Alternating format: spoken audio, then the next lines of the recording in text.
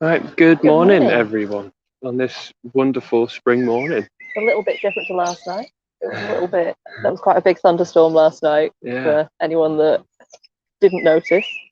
Um, yeah, welcome to the Hollybush Garden in Kirkstall. My name's Freya, and I'm Alex. and we work for the Green Gym project that runs, wellbeing sessions across Leeds in green spaces. And this week is Mental Health Awareness Week, hmm which is a week that is designated to thinking about mental health, ways that you can improve your mental well-being. And the theme of this year's Mental Health Awareness Week is nature and getting close to nature, which ties pretty well with what we do, I'd say. Yeah, yeah, So we have this week come to you to do our session on mindfulness and exercises that you can do to help connect with nature and the natural world around you.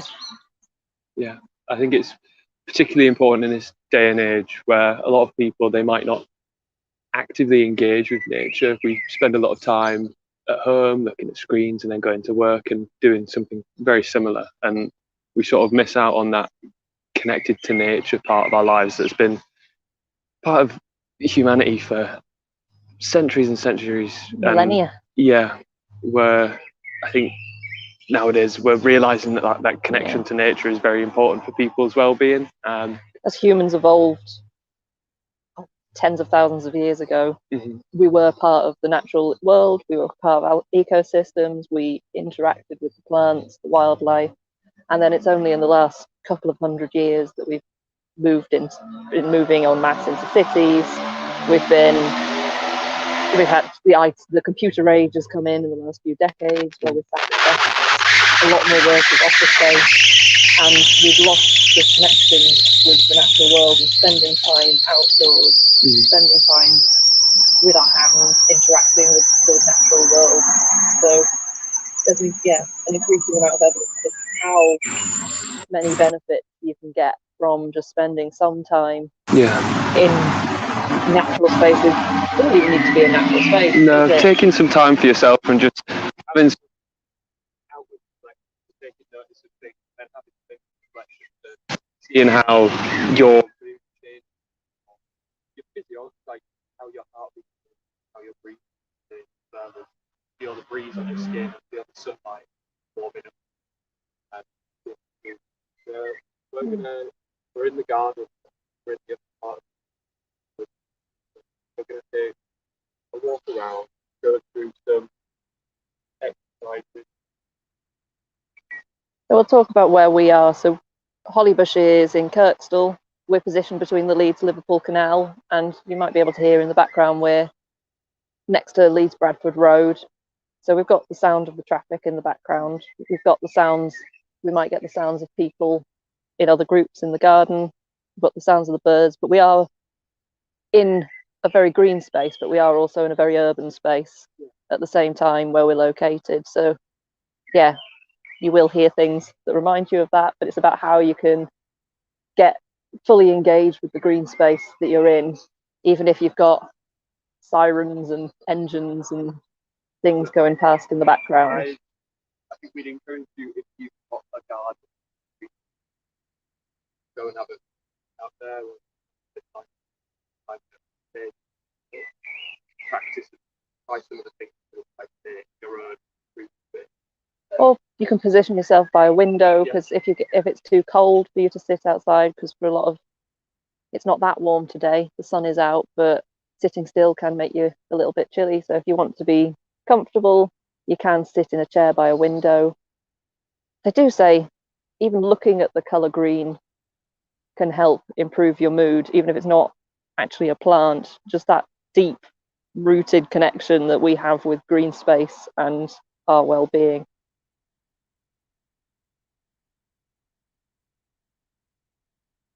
So we're gonna take a little walk around now. Start by going up into and So we were just looking at some herb Robert and some sweet woodruff is the plants that we were looking at on the ground there that Should we go in a little bit closer to them? Oh, my shadow. So we've got these little leaves. They're similar to goosegrass, which is sticky weed, but they've got these little white flowers. Oh, if it'll focus on them. And then we've got the herb robert here,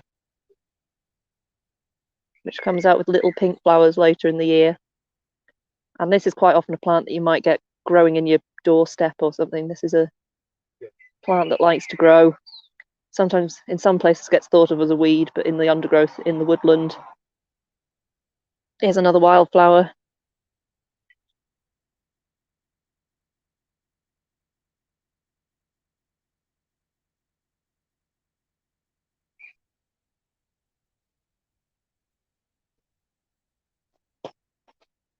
So we'll head up the woods. And as we're doing it, we just try and take the time to listen to the sounds we can hear. And hear bird calls. And spend the time listening to the difference in the bird calls. So we did do a live stream a few weeks ago on the difference between bird calls and how you can identify them. If you're doing something like this, listen to the difference in sounds, listen to see if you can hear the different voices of the bird.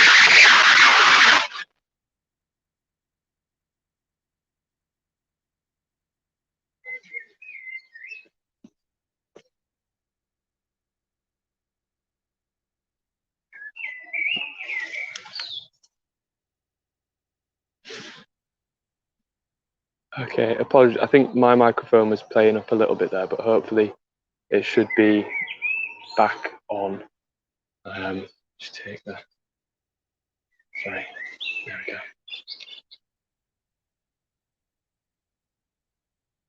go. Okay, so Blackbird. yeah, Got a great tip.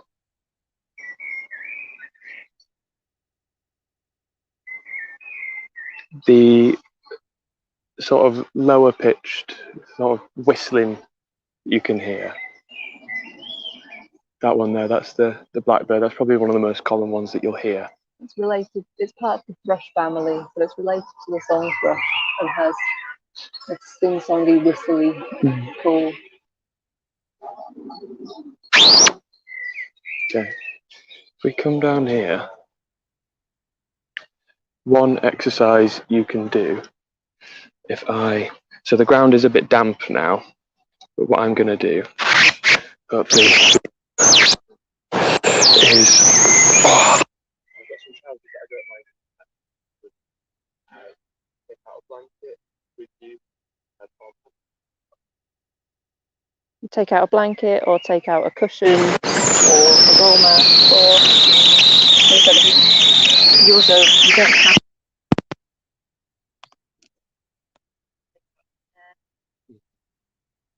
sit on one of the logs. I've unplugged the microphone, so hopefully the phone will start picking up. Again, apologies. Technological. Yeah, your mic.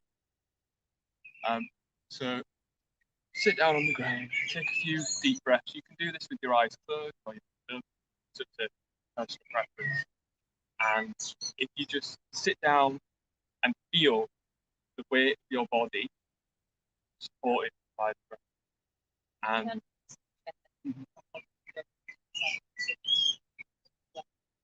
yeah,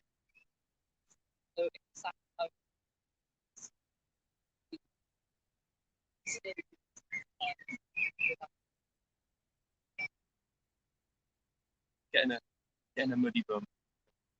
Again, it's all part of connected stage. And just feel as you become more relaxed, how your weight changes, how you breathe. You might find that during some of these practices that you do want to drift off to sleep or you're tired, and that's completely fine.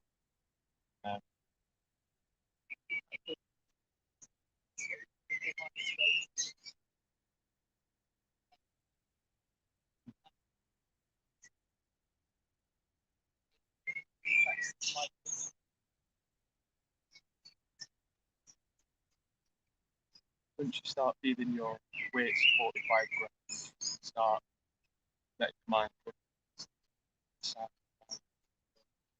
like crowds, 30, road behind us, and you can start making a mental scale. Start making a mental picture of the sounds around you. So I can hear in front of me, got some great tits over there. I can hear blackbird, and right behind me, I can hear road. And none of those sounds are bad. They're perfectly fine sound. But it's just connecting with where you are and hearing the sphere of sounds that are around. Right now, I can hear a lawnmower or a chainsaw or something in the background, and it's a, it can be a potentially annoying sound, but it also becomes part of the soundscape that I'm currently in.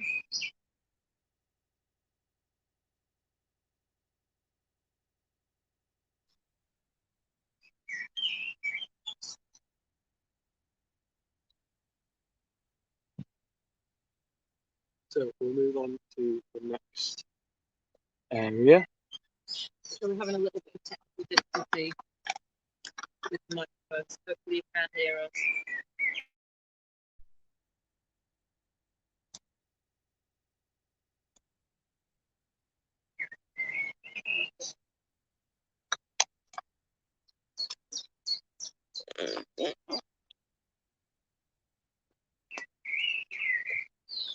So as we're walking up through the woods, you can see there's lots and lots of green out now. It's spring, so all the recent weather of it being warmer and lots of rainfall has caused all of this to spring into life.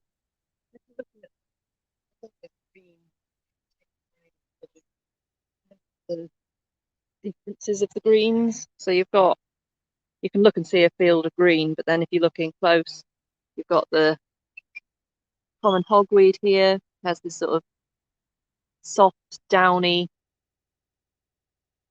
surface and this sort of duller green, and then we come up to the hawthorn here, where we've got this much more vibrant, shiny green, and just taking the time to just recognize the different colors that you can see, and just recognizing that it's more than just green.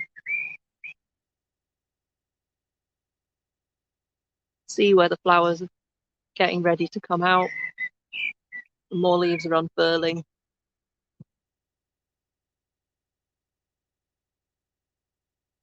So another really good exercise to do is throughout the year, if you have your own garden or a local green space, if you regularly visit the same spot throughout the year, you will start to see the changes. And spring and autumn particularly are two very good times of year to see the drastic changes that can happen. And on this hawthorn here, you can see that it's got the white buds here that will eventually turn into the haws, the red haws that it produces. But some of them have started opening up, and they make these beautiful blossom flowers with bright pink stamen in them as well.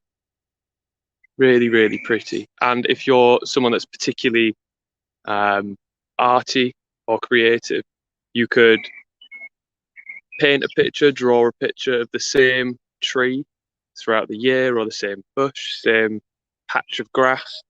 Or if you're not particularly overly creative, you could take a picture, and it could make for quite a nice frame, having 4 separate pictures in winter, spring, summer, and autumn. Okay, yeah. Making sure you're looking to try and remember every single feature. So if you can't draw it, you're not going to take a picture of it. Just try and build up a memory of what every single bit of it looks like. Yeah. So a few months ago, at the start of the year, these the twigs on the tree, they were bare. It looked quite barren. It wasn't as pretty as it is now. But Then a few weeks ago, the leaves started coming out. They were very fresh. They were really, really bright, vibrant green. Now they've started getting a bit darker. Now they're producing the waxy layer on them. And the flower buds are coming out. And again, in another month or so, it will have bright red berries on. Mm. And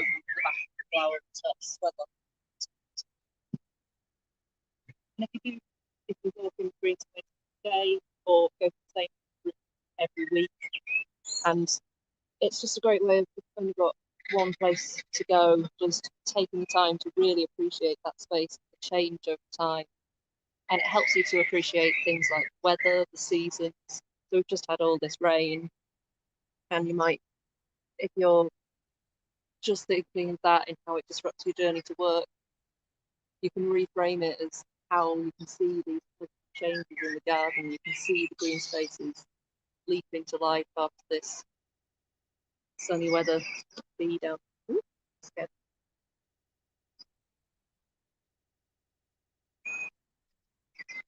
So another benefit of coming out and sitting in a green space, a nature space, is seeing that how it supports the life around it. So a tree itself, you might walk past every single day and think it's just a tree, or you might not even pay it any mind.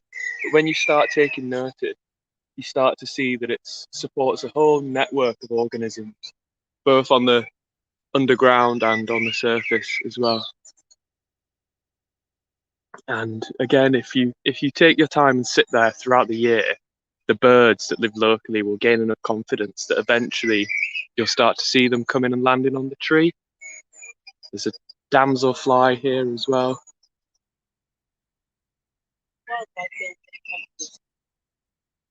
Yeah, yeah.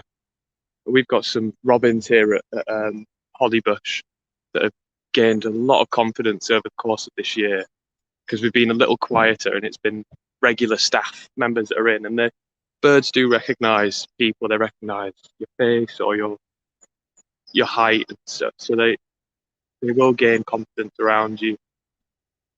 The road. We've got the vehicles going to the bridge, but we've also got birds back. And part of the mindfulness way of framing is to recognise all the sounds here, just positioning yourself where you are. So we are in a city, but recognising you can hear the road, but you can also hear all this wildlife. There's all of this life that is in this urban space. Okay, so we've listened to some bird song, we've grounded ourselves on the earth, and we've seen the naturescape around. But one of the major benefits of this time of year is that the forest floors, they've got lots of bulbs in, and they spring to life. And one of the most common plants that people appreciate in the woods is bluebells, and we've got loads of bluebells here in our woods, and they're a beautiful violet colour. You can see they're fully opened up, and we find a patch maybe over there. I'm going to set the camera down and just have a look at some bluebells.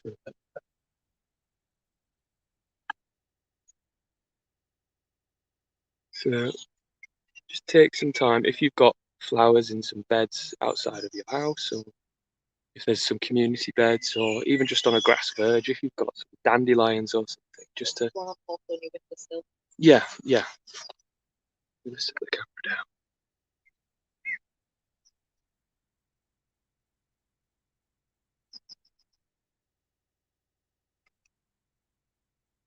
And just really look, count all the petals. You can count all the flowers on each individual plant.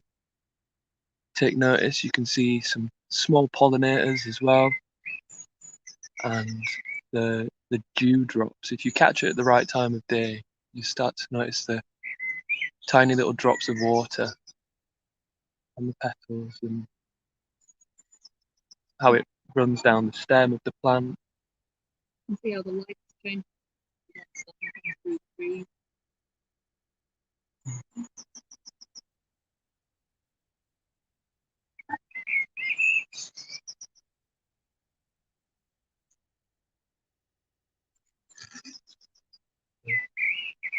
your eyes will focus a bit better when you're doing this yourself. Yeah, really just, I think the more you do this, the more appreciation you'll get for how beautiful they can be. Because again, to somebody that walks past the same patch every single day, you might just think it's just a patch of flowers. But the more time you spend connecting with that area, the more you come to appreciate them when they do come out. Feel the breeze every time they move. You can see the breeze moving the flower, you can feel the breeze on your skin. Feel part of the wild escape of the woods. What does someone do?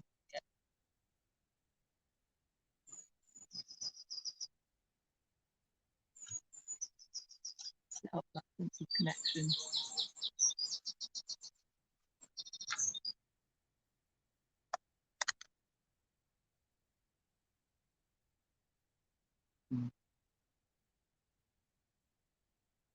Remember to, you might catch yourself drifting off, thinking about other things, thinking about other problems that you've got. And that's completely fine. That's just part of human nature to your brain to drift. But when you catch yourself drifting off, just focus on the flower in front of you again. Look at a different part of the flower and try and focus in on that specific petal or that leaf that you're looking at.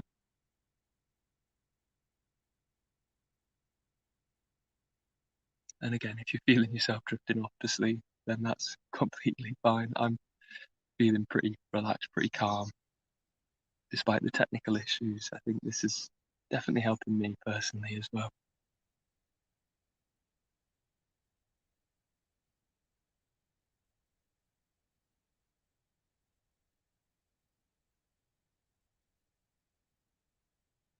Another thing isn't necessarily mindfulness, but a way of reflecting.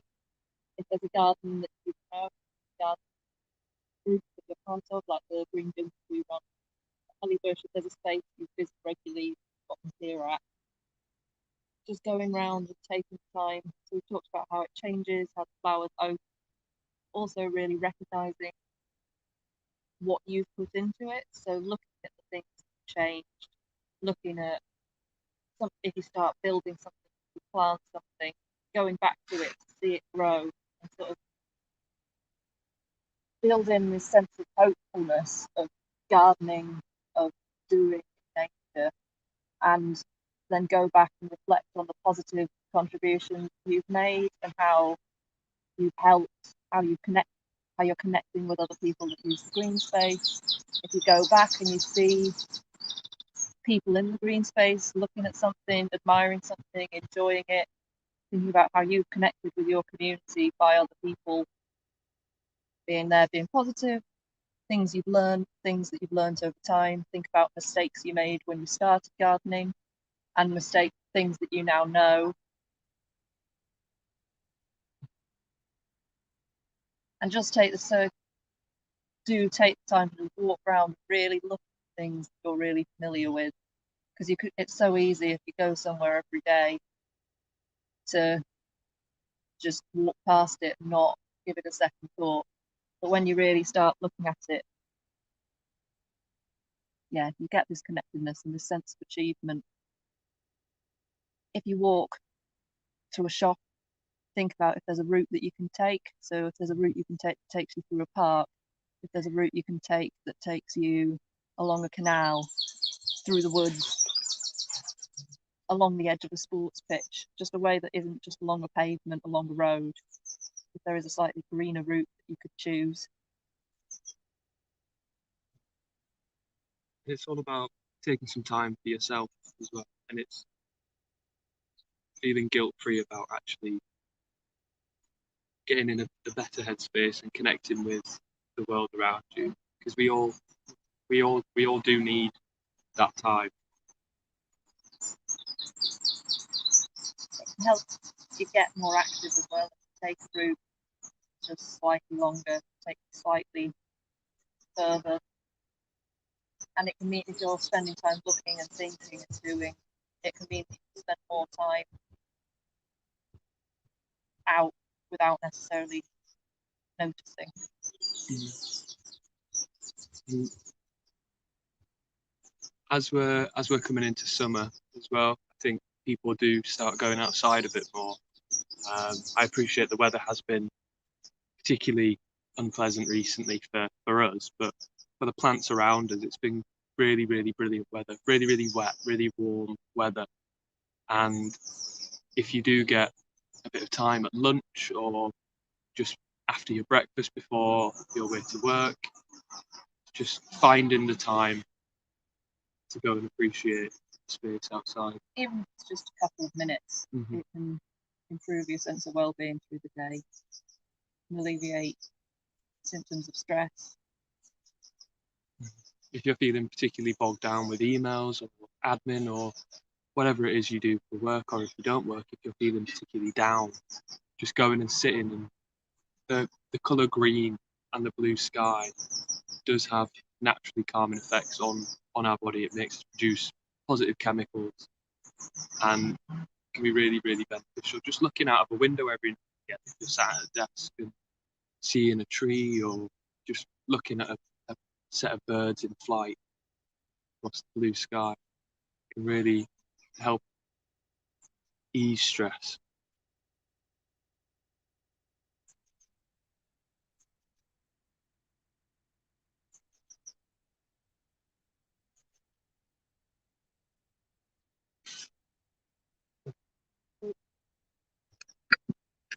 Fine walk. So as we're coming to an end, thank you very much for joining us. We're here every Wednesday with similar live streams. We're doing our close to nature live streams every week with the Green Gym project. So we'll be back again 11 o'clock. And if you think this video might benefit everyone, it will be anyone, might be available.